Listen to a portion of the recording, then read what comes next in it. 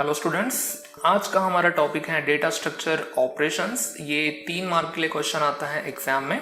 बहुत ही simple question होता है, उसके बारे में आज पढ़ेंगे। तो डेटा स्ट्रक्चर ऑपरेशन में होता क्या है, जो डिफरेंट टाइप ऑफ ऑपरेशन होते हैं जो कुछ हम परफॉर्म कर सकते हैं डेटा स्ट्रक्चर के ऊपर, उन्हें बोलते हैं डेटा स्ट्रक्चर ऑपरेशन। बट ये पढ़ने से पहले हमें एक डेटा स्ट्रक्चर पढ़ना जरूरी है और उसी के ऊपर हम ये सब कुछ अप्लाई करके देखेंगे।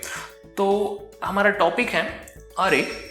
तो अरे समझने से पहले मैं आपको 2 एग्जाम्पल दे रहा हूँ। मैं कुछ बना रहा हूँ, आप देख सकते हैं 8, 10 ऐसा मैंने एक ग्रुप बनाया। ओके, उसके बाद और एक ग्रुप बनाता हूँ 1.2 से लेकर 6.3 से लेकर 8.9। आप दोनों को अच्छे से ऑब्जर्व करोगे तो आपको एक डिफरेंस पता चलेगा कि पहले ग्रुप में डेसिमल पॉइंट नहीं है, तो दूसरे ग्रुप में आप देखोगे कि डेसिमल पॉइंट है। तो हमने 2 कैटेगरी बना दी इसकी, ये 2 ग्रुप बनाए हैं ना, सेट बनाए हैं। तो पहले ग्रुप में सिमिलर नंबर है, दूसरे ग्रुप में भी सिमिलर नंबर है और उनका क्राइटेरिया है without decimal point and decimal point वाला। तो जो पहला ग्रुप है उसे ही हम बोल सकते हैं इंटीजर नंबर्स, क्योंकि उसमें कोई डेसिमल पॉइंट नहीं है या कोई पॉइंट नहीं है।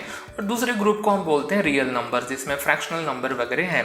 तो यही हमारा अरे है। ओके, जो एक पर्टिकुलर ग्रुप होता है, जो कलेक्शन होता है सिमिलर डेटा आइटम्स का या सिमिलर नंबर्स का हमारे इन केस में, तो उन्हें बोलते हैं हम अरे। तो उसके अरे की डेफिनेशन बनती है, देखो, collection of homogeneous element is called as array. Homogeneous का मतलब ही होता है सिमिलर या फिर सेम टाइप। तो वो दिखने के लिए कैसे दिखते हैं उसका हम एग्जाम्पल देखते हैं। तो अरे को कॉन्जिक्यूटिव मेमोरी लोकेशन लगती है। तो आप देख सकते हैं मैंने कुछ स्ट्रक्चर बनाया है, उसको स्ट्रक्चर को हमने नाम दे दिया है डेटा। ठीक है, तो ये जो आपको दिख रहे हैं ये पूरे के पूरे ब्लॉक, सेल, इसे सेल भी बोलते हैं, मेमोरी लोकेशन बोलते हैं, और उसमें मैंने कुछ इंटीजर नंबर्स वगैरह लिखे हैं।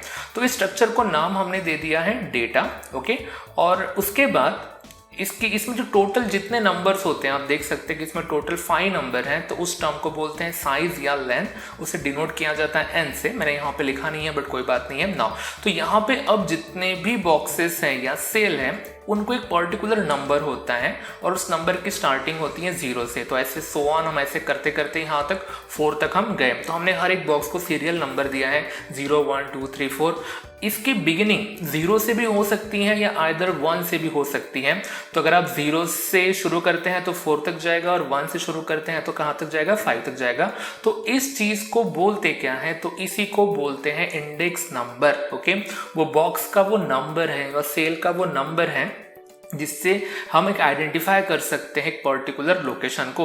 तो इसका काम क्या है, देखो, क्योंकि हर एक यहाँ पे मैंने आपको एक पॉइंट बताया है कि अरे को स्टोर होने के लिए सक्सेसिव मेमोरी लोकेशन या कंसेक्यूटिव मेमोरी लोकेशन लगता है। तो कौन सा नंबर कौन से लोकेशन पे है, इससे हम पता कर सकते हैं।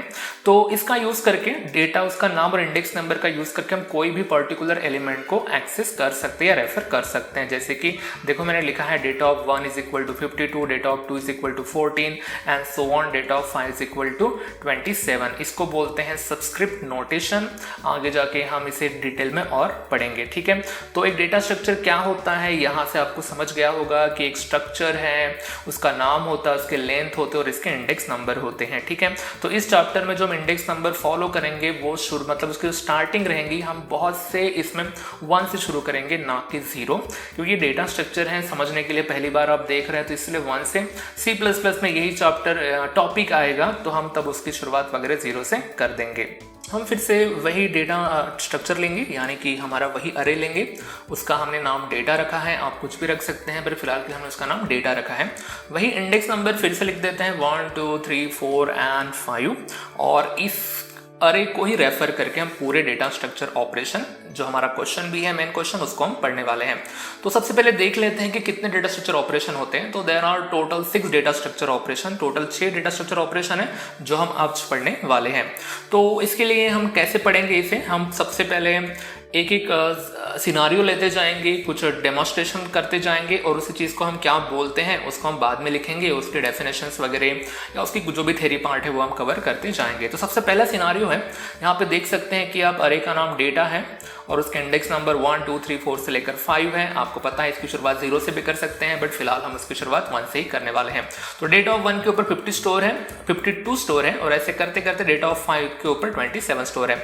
तो पहला हमारा सिनारियो है कि ये जो नंबर्स हैं, जो इंटीजर नंबर्स यहाँ पे जो भी रखे गए हैं, तो उसमें हमें एक से, मतलब हर नंबर की वैल्यू 1 से बढ़ानी है। यानी कि मुझे 52 का 53 करना है, 14 का 15 करना है, सो ऑन, 27 का मुझे 28 करना है। तो ऐसा करने के लिए कौन से नंबर को पहले विजिट करोगे आप? सबसे पहले आप विजिट करोगे डेटा ऑफ 1, मतलब कि डेटा स्ट्रक्चर में जो पहले पोजीशन पे नंबर है उसे आप पहले विजिट करोगे और उसमें आप 1 मिलाओगे, तो वो क्या बन जाएगा 53।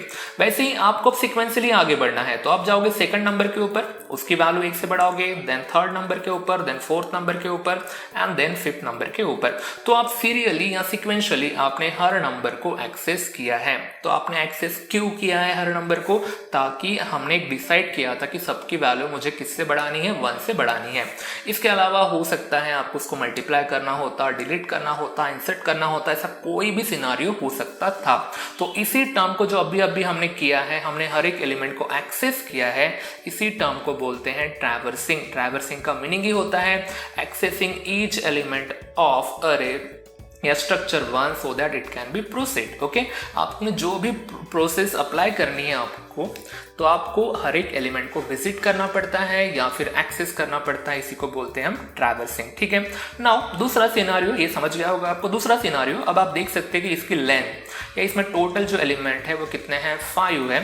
मुझे एक नया एलिमेंट यहाँ पे ऐड करना है, तो सबसे ईजी वे कौन सा है ऐड करना? जो लास्ट पोजिशन है वहाँ पे ऐड हम कर सकते हैं। तो मैंने एक मेमोरी लोकेशन बनाया, उसको मैं उसमें 12 नाम का नंबर स्टोर कर दिया और देखो उसका एक लेंथ बढ़ गई है तो 6। तो आपने अभी यहाँ पे एक नया एलिमेंट ऐड किया है।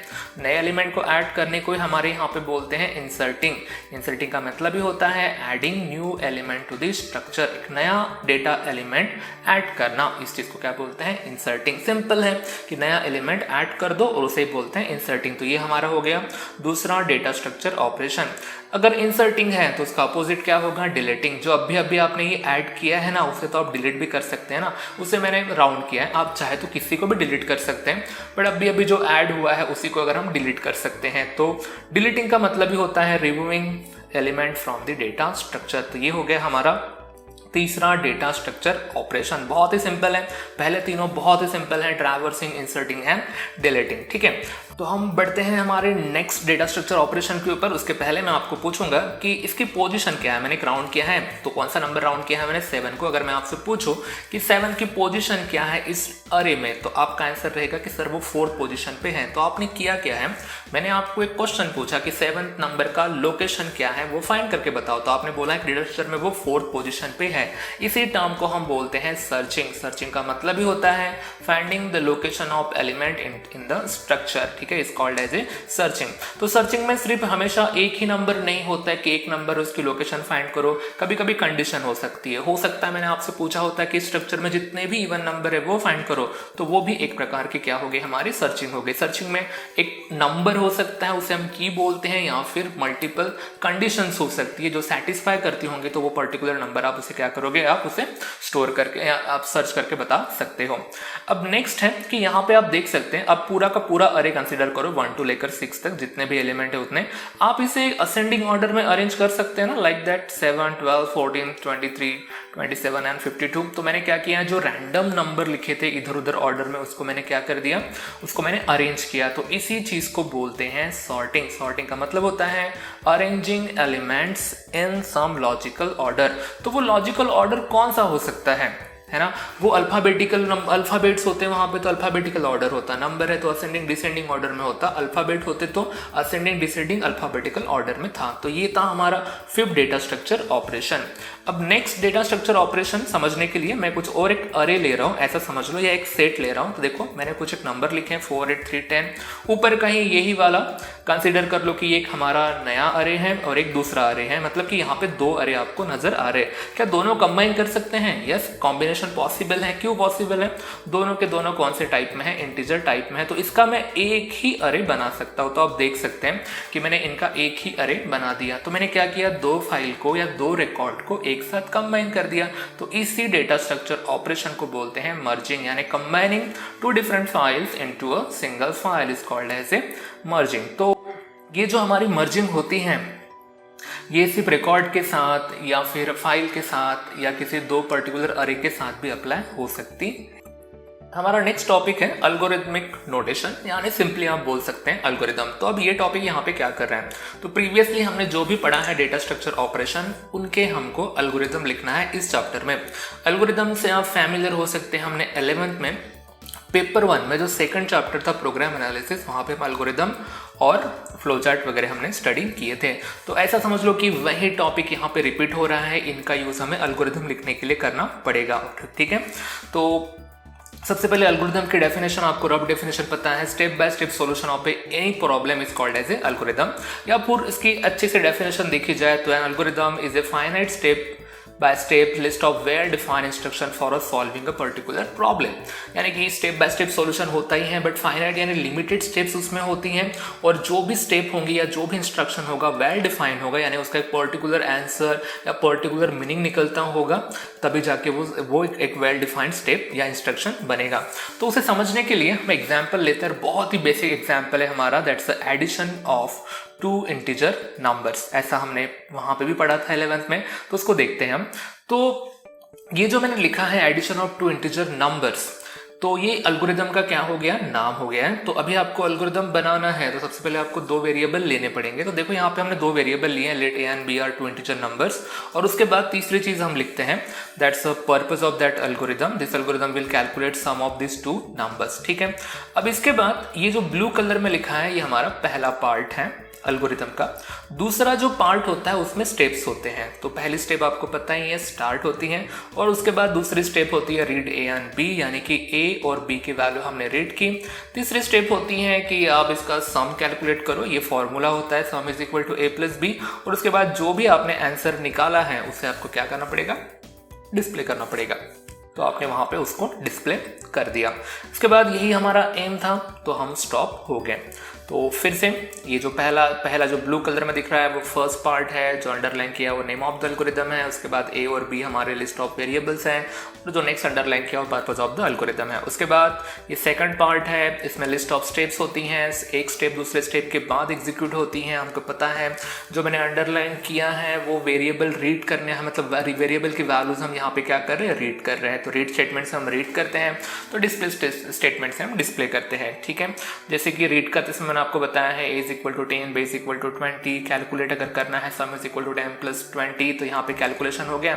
और उसके बाद हमारा डिस्प्ले वाला पार्ट होता है। डिस्प्ले वाले पार्ट से होता क्या है, जो भी रिजल्ट है या जो वैल्यू स्टोर है वेरिएबल में वो क्या होती है, डिस्प्ले होती है। ओके, और उसके बाद 30 डिस्प्ले हो जाएगा, और स्टॉप स्टेटमेंट या एग्जिट स्टेटमेंट हमारा क्या करता है, उस स्टेटमेंट को कंप्लीट करता है। ठीक है, तो आज की क्लास के लिए इतना ही। 2 सिंपल क्वेश्चन हमने कवर किए, डेटा स्ट्रक्चर ऑपरेशन और साथ ही साथ में एल्गोरिथमिक नोटेशन। ठीक है, मिलते हैं नेक्स्ट क्लास में। Thank you.